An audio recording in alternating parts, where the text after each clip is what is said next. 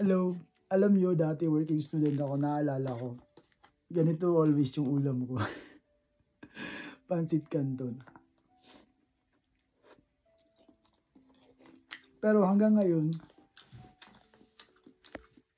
nasa Canada na ako, ganito pa rin yung ulam ko. Anyway guys, naguhubad-hubad ako kasi marami kasi nagsasabi na nagkasakit ako, nagdroga ako kasi pumayat ako, malaki yung pagpayat ko. Hindi ba pwedeng nag-diet lang? Hindi ba pwede na nagbawas ako ng timbang? Pero wala naman akong sakit sa awa ng Diyos. Kasi importante naman dito sa amin yung kalusugan.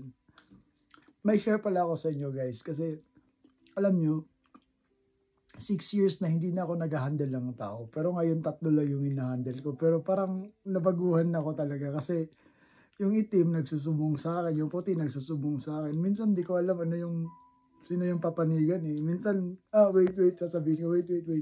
Kasi di ko alam anong gagawin ko. Siyempre, kailangan kong pag-aralan muna ano yung mga steps.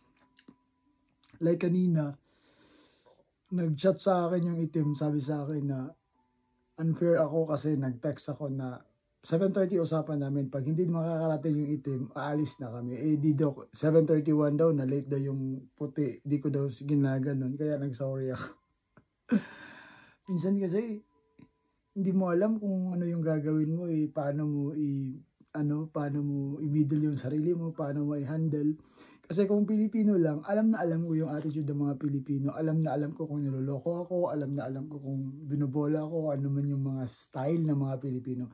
Because ang experience ko ay nakapag-manage ako sa mga Pilipino. Saka Pilipino ako, kaya alam ko yung ugali ng Pilipino. Pero yung mga puti itim, hindi ko masyadong gamay eh. Kumbaga, I'm still struggling to understand them. Kasi, yung one time na kinalabit ko, kasi may inutos ako sa itim, kinalabit ko siya, eh bawal pala sa kanya yun. Alam mo, nasabihan ako na, would you please don't do that one again. Yung pwede lang daw makahawak sa kanila is yung mga asawa nila. Di ba ganun? Dami kong mga dapat pag-aralan pa. So, medyo nabaguhan lang talaga ako. And then, siguro it's really a challenge paano ko i-handle yung ibang lahi. Anyway, 3 lang yung in-handle ko pero minsan naano pa rin ako, nabibigla ako.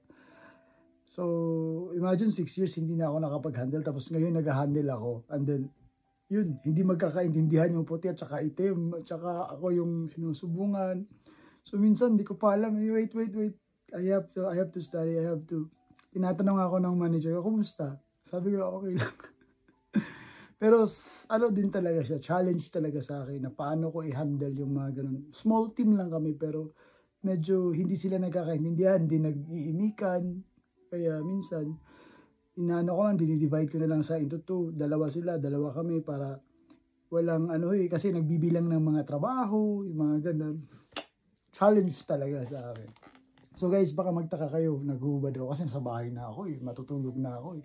And then, gusto ko lang ipakita na wala akong sakit. I am very healthy in God's grace. So, syempre nagdadasal din naman ako, nagbabitamins ako, yung mga ganun. Saka healthy din naman. Kaso nga lang, kailangan ko lang talagang magbawas kasi may problema ako sa blood pressure ko. Pero wala po akong sakit. Di ba? Healthy naman ako. So, yun lang. Bye-bye.